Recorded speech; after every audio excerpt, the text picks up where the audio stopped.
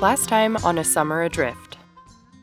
We spent our last few days in Utah for the summer and got acquainted with Dinosaur National Monument in Colorado.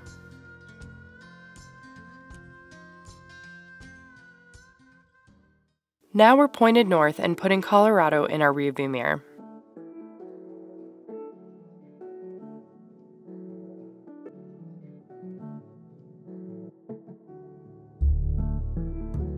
Immediately after we arrived at camp, a series of storms forced us indoors. Yo necesito estudiar más. Juan quiere estudiar español. Let her know I'm here for her if she needs me. Owen, and eventually Peter, used the break in the weather to bathe in the cold water. There was no way in hell that Truthy and I were getting in, though.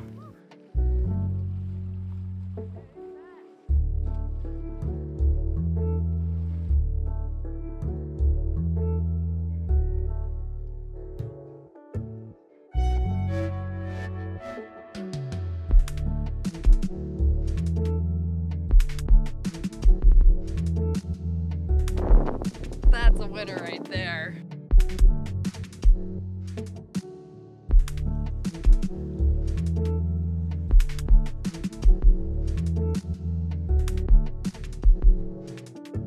Our time on the beach was short-lived. The sky thickened as our phones pinged, alerting us to the encroaching storm. Angry clouds progressed into wind. Wind turned into rain.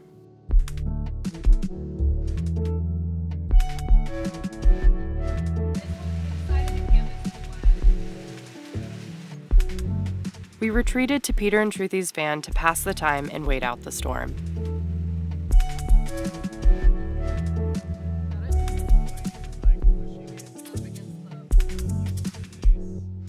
The hours rolled by thanks to a few games like our crowd favorite Codenames. With no end to the squall in sight, we moved right into a delicious hot dinner made by Truthy.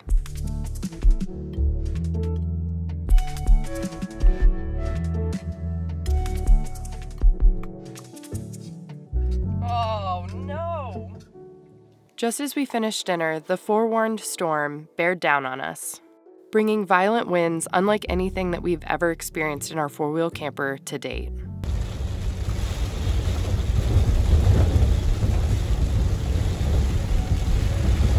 Last night we came out here to camp on the lake, and our first attempt at a camp spot. The road ended up being passable last night, but knowing that some storms of varying varieties would potentially ruin the road, we decided not to pursue that camp spot, and so we came to this one, which is just as nice. But as soon as we rolled into camp, some pretty extreme wind rolled in, then it tapered off, and then later in the evening when we were having dessert, came back, and we got a notification that we were receiving 55-mile-an-hour gusts, which definitely felt that way.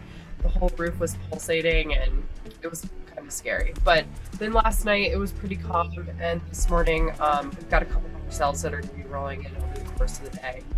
But hopefully nothing will be as bad as that wind from last night. At last, the skies cleared, and for the first time since arriving, we went out to explore the area.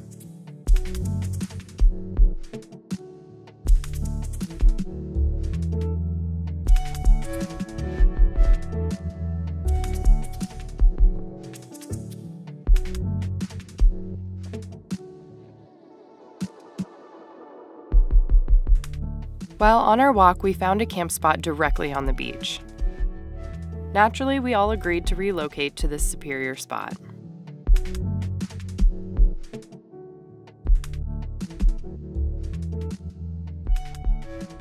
Overnight, the weather yet again made a drastic shift, this time bringing snow. Fearing the rapid deterioration of the roads we came in on, we made a hasty exit back towards pavement.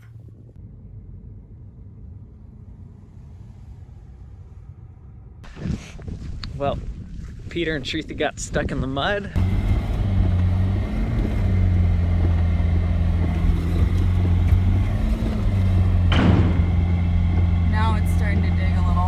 so I'm gonna walk back and bring our MaxTrax. Hopefully we'll be able to get them out without having to turn the truck around, because this mud's pretty nasty.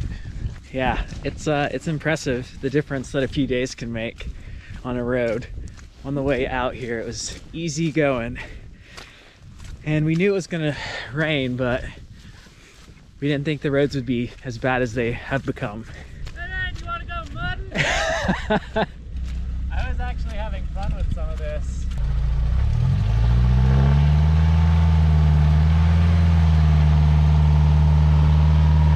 Yes!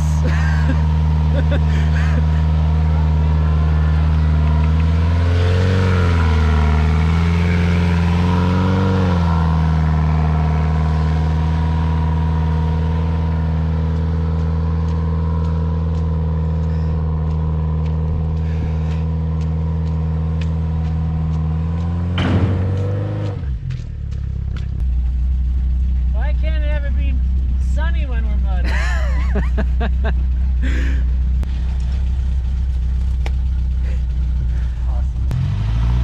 Yeah!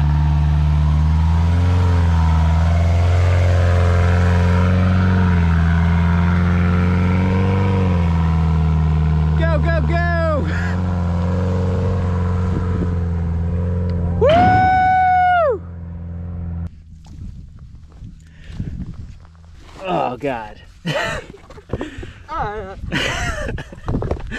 I think I got it. Oh God, they're heavy. Sure? Yeah. Would still be flooring if you think like a couple inches. But you can get in and get warm.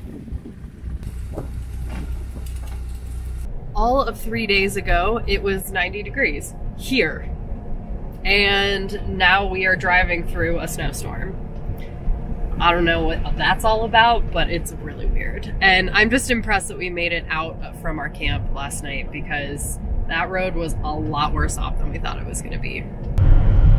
Today is one of those days where we are really thankful to be on the road. We woke up this morning and we had no idea that what just happened was going to happen. We are muddy, wet, and cold, but we're happy, and I think that that speaks volumes.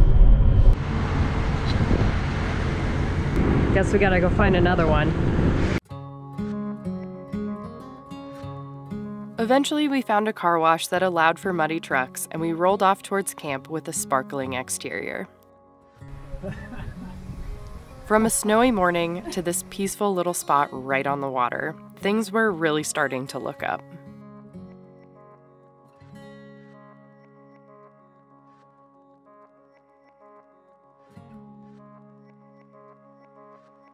After being cooped up in our campers for the last few days, we were all itching for some exercise. So what are you doing? I am getting ready for an open water swim. Wow, he looks so fast. It's probably the mustache. There goes my Steve Zissou. Owen saw an island out in the middle of the lake and hatched the idea that he should swim to it. It would be a good way to get clean and a workout in all at the same time. He estimated that the island would be about 500 meters in each direction. Have fun. You're almost there. Owen returned moments later with a brain freeze due to the cold water. Let's try this again.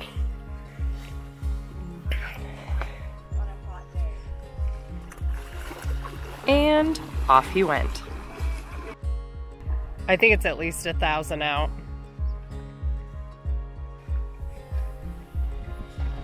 That was hard. Was it? Yeah. How far? A little over a mile. Browned? Good job. Chilled from his swim, Peter started a fire for his sweet Owen. We all gathered round to enjoy the warmth in the absence of snow, rain, and wind. After a long workday, the group set out to prep for one of our favorite camp dinners in preparation for our friends Manny and Brittany to arrive. We call this meal Silver Turtles.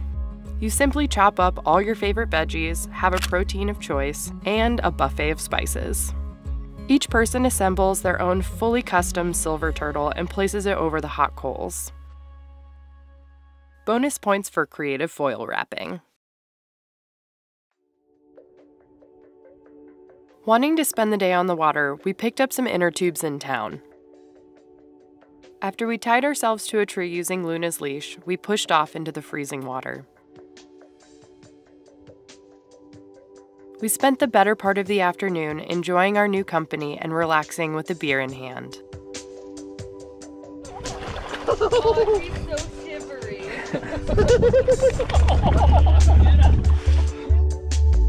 We eventually transferred back onto dry land for a short hike up to a ridge above our camp.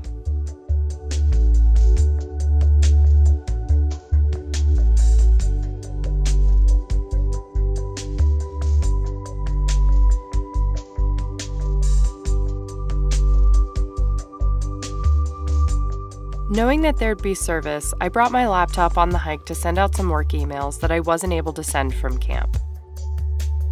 Being out of service so often forces us to get work done in unique places, but you'll never hear me complain about an office view like this one.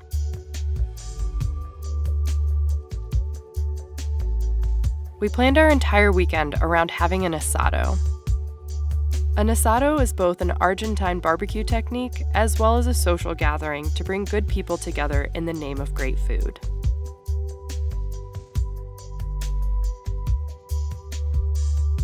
We ate in waves as things were ready, sharing each of the courses.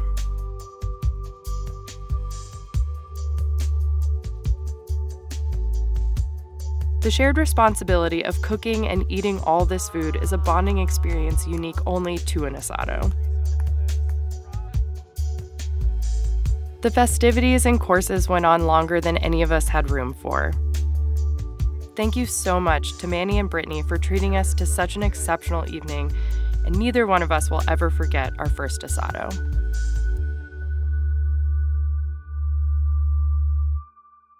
Next time on A Summer Adrift.